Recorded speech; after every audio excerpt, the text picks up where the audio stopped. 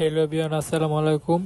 এমন হ্যাবজেট ভার্সন 2 দেখেন ফুয়েল পাম্পের অবস্থা। লোকাল তেল বয়ার কারণে ময়লা দিয়ে কাদা কাদা হয়ে দেখেন ফুয়েল পাম্পের অবস্থা কি অবস্থা হয়েছে, শুধু ময়লা ময়লা। এই দেখেন ফুয়েল পাম্পের ভিতরের অবস্থা, এত পরিমাণ ময়লা হয়েছে যা বলার মতো না। লোকাল তেল বয়ার কারণে, লোকাল পাম্পে তেল বয়ার কারণে এই অবস্থা হয়েছে আর কি। দেখেন কি পরিমাণ ময়লা বের হইতেছে।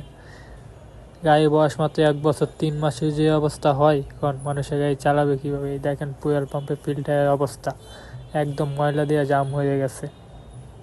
এখন এটাকে আমরা WD-40 দিয়ে ক্লিন করে দিব ভালো করে।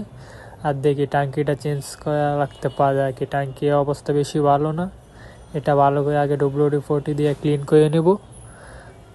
তারপর ফুয়েল পাম্প টুটুল বোর্ড ওইগুলো সব ক্লিন করে দিয়ে আর দেখি ট্যাঙ্কিটা চেঞ্জ করে দেবো আর কি। এই ফুয়েল পাম্পের ফিল্টারের অবস্থা দেখেন কি পরিমাণ ময়লা হয়েছে।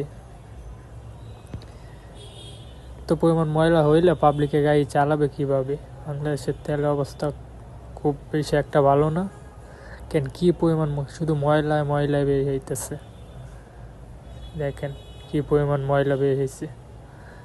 এখন দেখছেন ফুয়েল পাম্পের ফিল্টার ক্লিন করার পর এই অবস্থা এখন এমন হয়েছে আর কি। একদম কাদা দিয়ে জাম হয়েছিল, যার কারণে গাড়ি হিট হইতো, গাড়ি টানতো কম, তেল খাইতো বেশি। ট্যাঙ্কির অবস্থাও বেশি একটা ভালো না, দিয়ে ট্যাঙ্কিটা চেঞ্জ করে দিতে হবে আর কি। যে ট্যাঙ্কির ভিতরে কাদা কাদা হয়ে গেছে, জং পড়ে, এই যে নতুন ট্যাঙ্কি নিয়ে আসছে বাজে। এখন নতুন ট্যাঙ্কি লাগিয়ে দিব, হলো নতুন ট্যাঙ্কি আর কি। 1 বছর 3 মাসে যদি গাড়ির ট্যাঙ্কি চেঞ্জ করা লাগে বলেন।